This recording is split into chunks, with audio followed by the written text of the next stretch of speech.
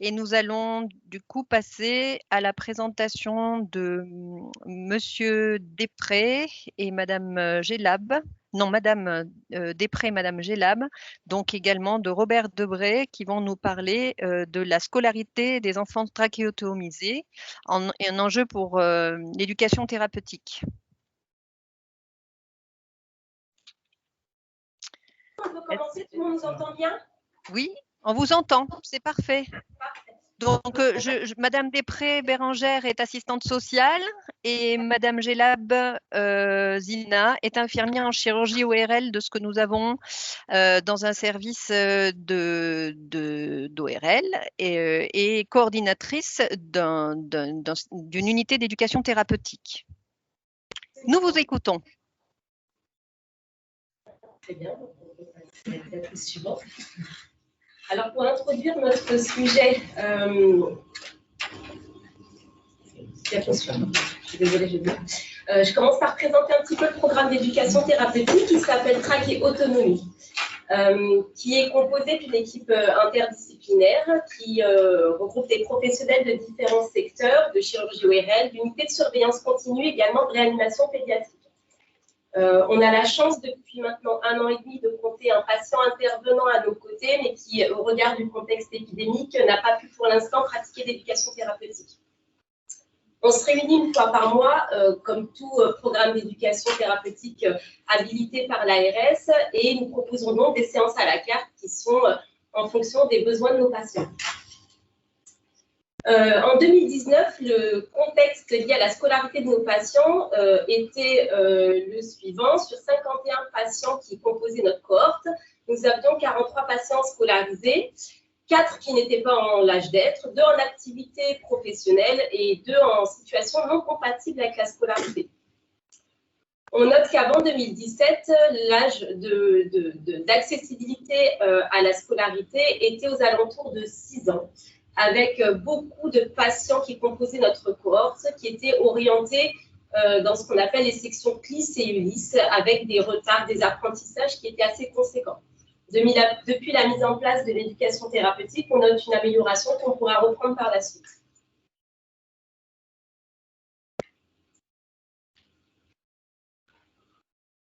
Alors, les problématiques que nous rencontrions au regard de la scolarité et que nous avions identifiées au sein du programme, c'était une méconnaissance des droits des patients sur les démarches qui entraînaient un retard de scolarité et de fait entraînaient un retard des apprentissages.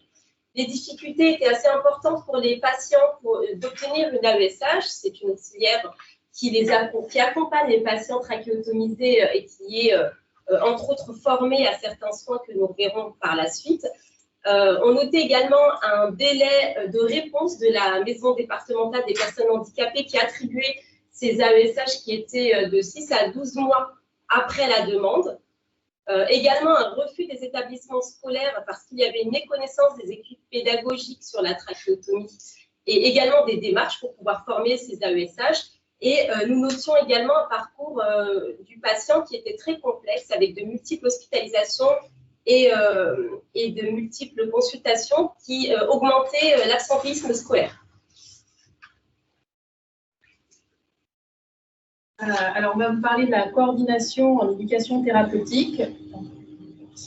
Donc là, on vous a fait un petit schéma pour vous présenter un petit peu les choses. Pour la scolarisation, ce que nous, on commence à faire, c'est une année, donc avant la scolarisation des enfants, de constituer donc, le dossier auprès de la MDPH, donc la Maison départementale des personnes handicapées. Donc, c'est la première démarche et la plus importante aussi, puisque ça va constituer l'arrivée, en tout cas, future de l'AESH. Donc, c'est l'accompagnant pour les enfants donc, en situation de handicap. Et donc, voilà, donc, le travail se fait sur plusieurs temps et donc, de l'année avant la scolarisation jusqu'à la rentrée scolaire et ensuite. Donc voilà, et notre participation donc, en éducation thérapeutique se fait sur les différents passages, donc au CP également, collège, lycée, s'il y a des besoins d'orientation également, et jusqu'à la fin de la scolarité. Et donc notre participation se fait aux équipes de suivi de scolarisation, et pour l'aide aux démarches administratives également. Donc ça, c'est notre travail au niveau de l'éducation thérapeutique. Ensuite, donc pour vous présenter un petit peu plus les choses, au niveau des démarches auprès de la maison départementale des personnes handicapées, pour rappel, donc, il y a la loi du 11 février 2005 qui reconnaît à tout enfant handicapé le droit d'être inscrit en scolarisation en milieu ordinaire dans l'école la plus proche de son domicile. Donc, après la scolarisation se fait en fonction du handicap. La scolarisation peut se faire donc, de façon individuelle en milieu ordinaire avec une aide matérielle, humaine et éventuellement des aménagements particuliers. La scolarisation de ces enfants peut se faire aussi, donc scolarisation collective en milieu ordinaire, comme on vous a expliqué tout à l'heure aussi, les sections d'inclusion, comme les CLIS ou les ULIS, en fonction de l'âge de l'enfant. Et la scolarisation peut se faire aussi en établissement sanitaire, médico-social, en enseignement adapté, les genres IMU. Donc les parents, donc dans ce dispositif-là, les parents sont inclus pour l'élaboration du projet personnalisé de scolarisation. On tient compte des souhaits de la famille. Il y a l'importance aussi, une importance qui est donnée à l'établissement scolaire avec la rédaction d'un formulaire qui s'appelle le GEVASCO, donc c'est le guide d'évaluation des besoins de compensation en matière de scolarisation. C'est l'école qui l'établit et c'est le bilan final des connaissances et des compétences de l'enfant. Ce qui sera transmis ensuite à la MDPH, soit par l'enseignant référent, soit par la famille, en fonction de si c'est une première ou un renouvellement. Première demande ou un renouvellement. Nous, au niveau de l'éducation thérapeutique, on aide les familles à constituer ce dossier. Et on prend souvent contact avec les responsables de la MDPH, mais aussi de l'éducation nationale. Donc, on va vous parler donc, de l'équipe de suivi de scolarisation, les ESS. On peut passer à la diapo suivante. Donc, c'est une réunion au sein de l'école qui se fait au moins une fois par an. Elle réunit toutes les personnes intervenant autour de l'enfant. Donc, c'est l'école, c'est la ville, et l'hôpital, donc ça peut être des différents intervenants. L'objectif, c'est la mise en place du projet personnalisé de scolarisation pour l'enfant. On a pu identifier donc effectivement un problème de communication au sein de ces équipes et l'implication importante et nécessaire de l'équipe d'éducation thérapeutique avec la présence du coordonnateur présent à chaque ESS pour la mise en place de cette scolarisation.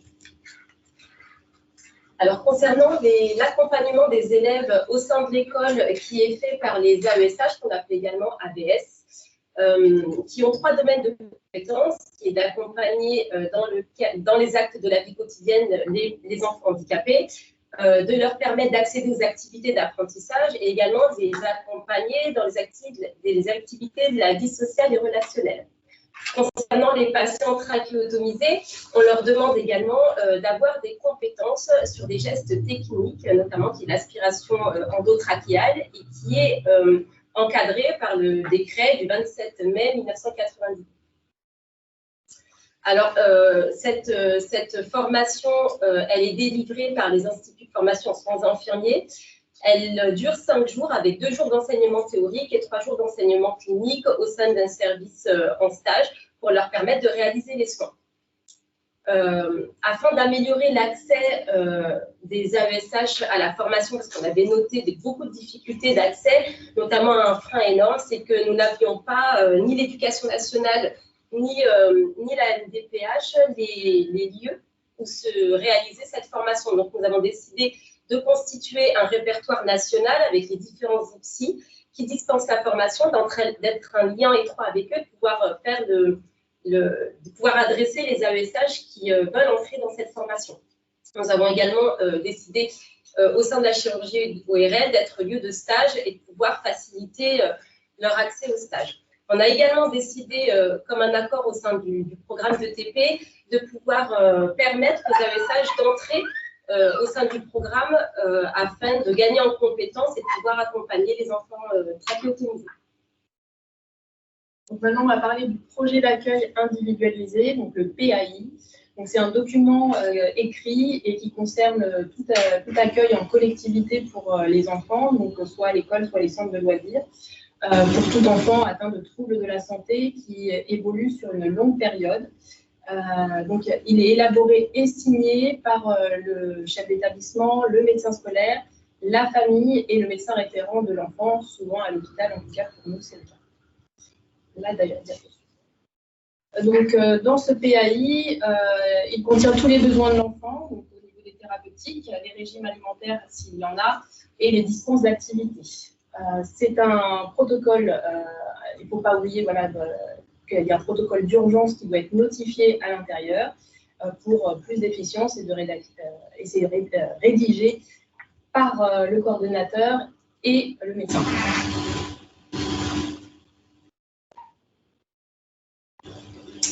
Alors, afin d'améliorer également la scolarité des patients trachéotomisés, on a décidé de les accompagner le jour de la rentrée. Pour commencer, il y a des séances d'éducation thérapeutique qui sont dispensées à partir de 3 ans et qui concernent les enfants pour leur permettre plus d'implication, qui est intitulée par exemple une des séances que l'on propose et je vais à l'école, qui permet aux enfants à partir de 3 ans de constituer leur sac avec le matériel nécessaire pour leurs soins. Donc, comme le disait Bérangère, en tant que coordonnateur, je participe à la première journée de rentrée scolaire de l'enfant ou en amont pour installer le matériel et sécuriser l'accueil. Et on a également des possibilités d'intervention en éducation thérapeutique in situ pour le personnel scolaire qui souhaite rentrer au sein du programme. Et pour compléter un peu toute notre prise en charge, nous avons décidé également d'agir sur le parcours patient, qui pour nous n'était pas suffisamment efficient. En agissant sur les consultations et les hospitalisations en fonction du calendrier scolaire lorsque c'est possible, et il s'avère que c'est possible. On a également décidé de planifier des rendez-vous hospitaliers sur une journée, puisque c'est des patients qui sont comorbides, avec des suivis sur plusieurs spécialités, et d'organiser au fait tous les rendez-vous sur une même demi-journée ou journée pour réduire l'absentéisme scolaire. On a également décidé d'organiser avec les partenaires de ville également ce suivi pour limiter l'absentéisme au maximum et de pouvoir soit se déplacer pour faire des consultations multidisciplinaires en ville et à l'inverse que les prestataires de ville puissent se déplacer également à l'hôpital pour pouvoir dispenser les consultations en même temps que les nôtres.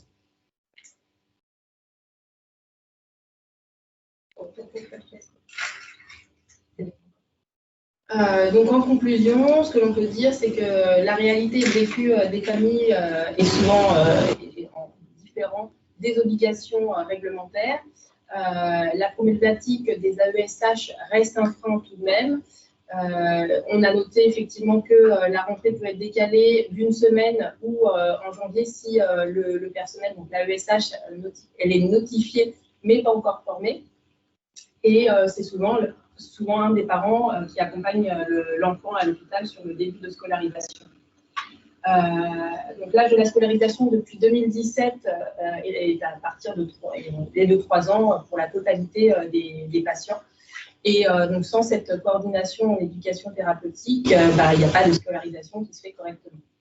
À long terme, donc, ce qui serait intéressant, c'est d'évaluer l'impact sur le nombre d'orientations et surtout en tout cas, ne pas oublier que l'instruction est maintenant obligatoire depuis septembre 2019, dès l'âge de 3 ans. Merci.